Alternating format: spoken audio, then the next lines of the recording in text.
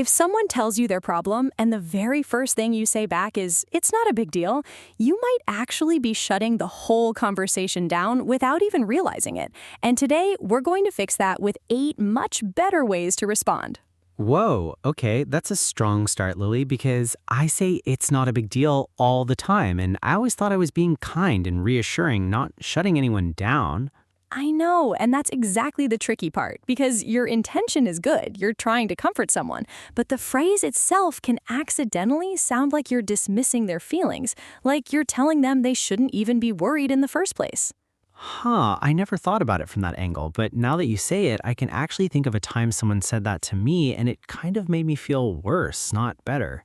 Exactly. So today, we're giving you 8 smarter, more thoughtful phrases you can use instead, ones that actually make people feel heard rather than just brushed off.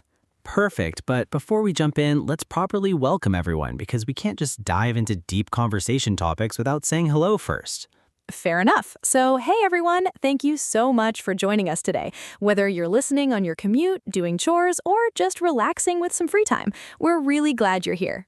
I'm Sam. And I'm Lily, and today's topic is honestly one of my favorites because it's not just about English, it's about how the words we choose actually affect how people feel, which I think makes this episode a little more meaningful than usual. I love that. So let's not waste any time. Let's jump straight into number 1. And this one is such a simple but powerful shift. That sounds really frustrating. This phrase works so well because instead of judging the size of the problem, you're simply acknowledging how the other person feels about it, which is honestly all most people actually want in that moment. Right. So imagine a friend tells you they missed their bus and were late for an important meeting. Instead of saying it's not a big deal, you could say that sounds really frustrating, which shows you're actually listening, not just trying to end the conversation quickly. Exactly. And honestly, people remember how you made them feel way more than they remember the specific words you used. That's such a good point, and it applies to so many situations, not just big problems, even small, annoying things during the day. All right, number 2. And this one is great for slightly bigger problems. That sounds tough. How are you feeling about it? I really like this one because it does 2 things at once. It validates the situation, and then it invites the person to keep talking instead of ending the conversation immediately. Exactly. Imagine a coworker tells you they didn't get a promotion they were hoping for. Instead of saying, "It's not a big deal, there's always next time," you could say, "That sounds tough. How are you feeling about it?" Which opens the door for them to actually share more. That reminds me of something that happened to me actually. A few months ago, I didn't get picked for a project I really wanted, and a friend just said, "That's tough. Want to talk about it?" And honestly, that meant so much more than someone telling me not to worry about it. See, that's such a perfect real example because sometimes people don't need solutions. They just need someone to actually ask how they're doing. Totally agree. All right, let's move to number 3, and this one works really well for everyday small talk. I get why that would bother you. This phrase is great because it shows empathy without exaggerating the situation. It's not saying the problem is huge, but it's also not brushing it off completely. Right, so imagine someone complains that their neighbor keeps playing loud music at night. Instead of saying it's not a big deal, just ignore it, you could say, "I get why that would bother you," which shows understanding without minimizing their annoyance.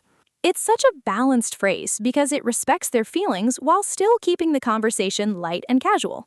Exactly, and speaking of keeping things light, if you're enjoying this episode so far, hitting that subscribe button on Mr. English Today genuinely helps us keep making these lessons every single week. Seriously, it takes just a couple of seconds and it makes a real difference for us. So thank you if you've already subscribed. And if you haven't, now's a great time. All right, moving on to number 4, and this one is perfect for reassuring someone without dismissing them. It makes sense that you're upset.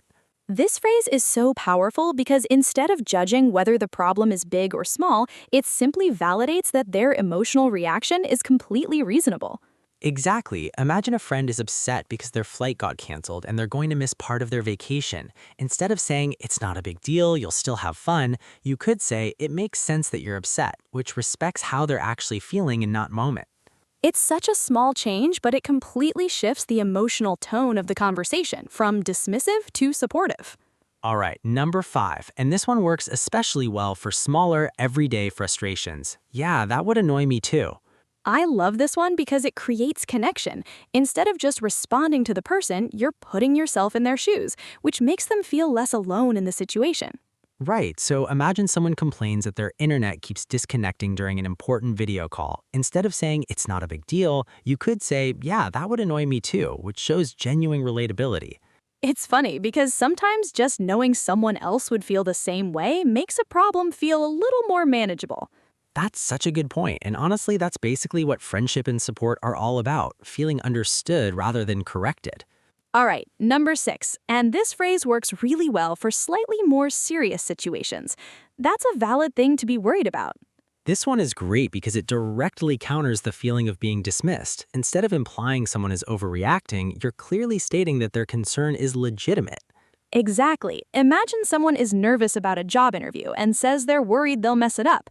Instead of saying, it's not a big deal, you'll be fine, you could say, that's a valid thing to be worried about, but I think you're more prepared than you realize. That's such a smart way to combine both validation and reassurance in the same sentence, which honestly feels a lot more genuine.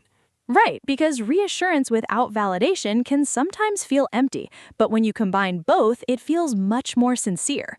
All right, number 7, and this phrase works great in more emotional or personal conversations. I can see why that would hurt. This one is a little deeper, and it's perfect for situations involving relationships, family, or personal disappointment, rather than just everyday inconveniences.